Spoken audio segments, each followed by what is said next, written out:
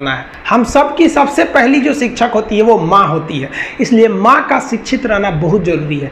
अगर कोई शिक्षित माँ है तो वो कभी भी अपने बच्चे को शिक्षा से दूर नहीं करेगी। मेरा ये हरगिज़ कहना नहीं है कि जिसकी माँ अशिक्षित है उसका बेटा पढ़ा लिखा नहीं होगा। मेरी माँ आज भी अनपढ़ है, आज भी उससे एक रोटी मांगते हैं ना तो वो 2 रोटी दे देती है। दुनिया की सबसे अच्छा अलार्म जो होता है वो माँ होती है। आप कहिएगा सुबह 7 बजे उठाने के लिए, वो आपको 6 बजे ही उठा देगी और कहेगी बेटा 8 बज गया। आपको इस दुनिया में आपको सबसे बेहतरीन ढंग से जानती है कोई तो आपकी माँ। वो और दुनिया से आपको 9 महीने पहले से जान रही होती है। कहा जाता है कि मेरे नसीब में एक भी गम ना होता अगर मेरी तकदीर लिखने का हक मेरी माँ को मिला होता है। माँ बचपन से पाल के बड़ी होती है। आइए यही ना है छोटका, बड़ा होके क्या बोलेगा, माई वाइफ माई लाइफ। गजब बबुआ गजब, इतना उम्र पे छोड़ दी रहती माई ना तो कुत्ता नोच के खा गया रहता, बड़ा होके कहेगा माई वाइफ माई लाइफ। कभी भी माँ बाप से आप ऊंचे आवाज़ में बात नहीं कीजिएगा, वरना आपको शिक्षित कहलाने का कोई अधिकार नहीं है। और बाप जो होता है ना, बड़ा खुददार इंसान होता है, कभी बोल नहीं पाता है। माँ तो बोल भी देती है ना, बाप बोल नहीं पाता है। जेब खाली रहने के बावजूद मैंने बाप को कभी ना कहते नहीं देखा। इस दुनिया में बाप से रईस इंसान मैंने नहीं देखा। लेकिन इन दोनों को कहते हैं कि आप अपने बच्चे को जी जान से प्यार कीजिए, उसे सोने का निवाला खिलाइए, लेकिन उस पर नज़र रखिए दुश्मन की तरह क्या कर रहा है, वरना एक दिन बिगड़ जाएगा।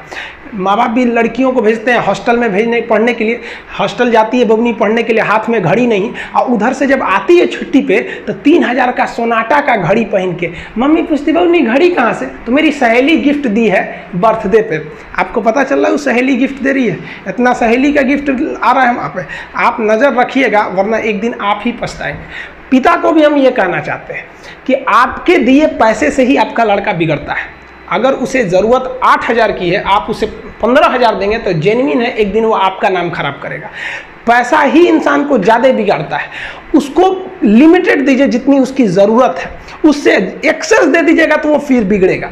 और माँ अगर बेटियों पे ज़्यादा नज़र नहीं रखेगी तो फिर वो भी बिगड़ेगा। नज़र रखिए जब तक वो कामयाब नहीं हो जाता। जब कामयाब हो जाएंगे तो उनके अंदर खुद समझ में आ जाएगी कि क्या मेरे लिए सही है और क्या गलत है। भौतिकवादी इस समाज में भाई भाई में तकरार बढ़ते जा रहा है, ये सबसे गलत है। रावण जैसा शक्तिशाली व्यक्ति हार गया क्योंकि उसके पास उसका भाई नहीं था, और राम जी ने रावण जैसे विशाल लंका के स्वामी को ध्वस्त कर दिया क्योंकि राम जी के पास उनके भाई लक्ष्मण का साथ था। इसलिए आप भाई भाई एक होकर रखिए।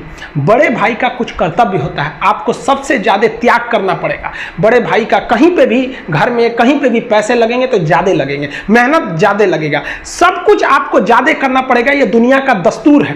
और छोटा भाई है उसे कभी भी बड़ों का सुनना ही पड़ेगा, और आपको सुनना चाहिए। आपको भी एक बातचीत में एक लिमिट रहना चाहिए। बड़े को भी ये लिमिट रखना चाहिए कि हमें अपने छोटे भाई बहन को कितने लेवल तक डांटना है, लेवल से ज़्यादा नहीं डांटना चाहिए। और छोटे भाइयों और छोटे बहनों को भी याद रखना चाहिए कि हम अपनी जुबान का इतना गलत इस्तेमाल ना करें कि बड़े भाई या माँ बाप को बुरा लगे। वो भले आपको कितना डांटे, लेकिन आप अपने आप के लिए एक लेवल बना के रखिए कि ये इतना लेवल के आगे नहीं जाएंगे हम। कुछ लोग भाई बड़े भाई माँ बाप का जवाब दे देते, कहते ये करो, कहते नहीं करेंगे, क्या करेंगे। हद है भाई साहब, कोई कुछ नहीं करने वाला इस दुनिया में। मर भी जाओगे तो कौन पूछता है। एक तारा टूट जाने से आसमान सूना नहीं होता, लेकिन संस्कार विहीन व्यक्ति जानवर की तरह होता है। हम बहनों को भी कहना चाहेंगे, आप लोग के अंदर शिक्षा बहुत जरूरी है। आप कम खाइए लेकिन माँ बाप से कहिए कि हम पढ़ेंगे पढ़ेंगे पढ़ेंगे। शिक्षा बहुत जरूरी है, शिक्षा बिना हर चीज़ अधूरा है। और आप जितनी भी लड़कियां हैं उन सबसे कहते हैं अपने अंदर थोड़ा बहुत कुछ सुधार लाइए।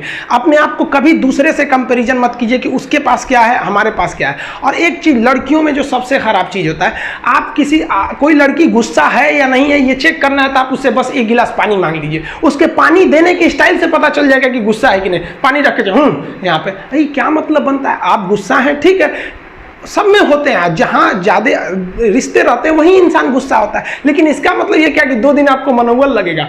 ये सारी ट्रेडिशनल चीज़ों को बदलिए, ये अच्छी बातें नहीं होती है। लड़कियों लोग को भी थोड़ा सा गंभीर बनिए। होता क्या है कि लोग कहते हैं ना कि एक लड़की को कोई बात अगर कह देंगे ना दूसरे को मत बोलना, वो उसको भी बोलेगी और उसको भी ये बात बोल देगी उसको मत बोलना। अब पूरा मोहल्ला को पता चल जाएगा, सबको यही पता रहेगा कि किसी से बोलना नहीं है, लेकिन सबको पता चल जाएगा। भाई कुछ गंभीरता लाइए। लड़का लड़की सबको कहते हैं, जिंदगी के कुछ राज अपने तक ही रहिए। अपने करीबी भी दोस्त को कुछ खास राज को नहीं बताइए, क्योंकि कुछ करीबी दोस्त को भी ना कुछ करीबी दोस्त होते हैं, फिर वो ट्रांसफ़र हो जाएगा आगे तक।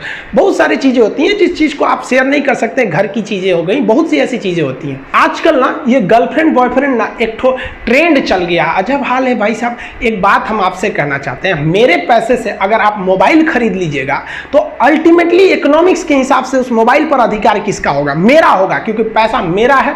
तो आप सोचिए, आप बाप के पैसा से अगर लड़की पटाएंगे तो लड़की किसकी होगी इकोनॉमिक्स के हिसाब से? बाप के लिए। तो लड़कियों को भी कहते हैं कि भाई ऐसा लड़का को मत वैल्यू दो जो बाप की कमाई पे तुमको घुमा रहा है, और लड़कों भी कहते हैं जागो, अगर बहुत शौक है ना गर्लफ्रेंड बनाने का तो अपने पैर पे खड़े हो जाओ। जिस दिन पैर पर खड़े होगे ना उस दिन समझ में आएगा ये सब चीज़ें फालतू चीज़ें होती है। कई लड़के बेचारे का दिल टूट जाता है, उनका शरीर एम्बुलेंस की तरह हो गया है, घायल दिल लेके घूम रहे हैं। अरे फालतू ये सब चीज़ें। जीवन में किसी के लिए आंसू मत बहाइएगा, वो आपके आंसुओं के काबिल नहीं होगा, और जो आपके आंसुओं के काबिल होगा वो कभी आपको रोने नहीं देगा। दिल टूट गया, गोली मारो यार, प्यार 24 कैरेट का था आपका, उसी की औकात नहीं थी जो खरीद सके।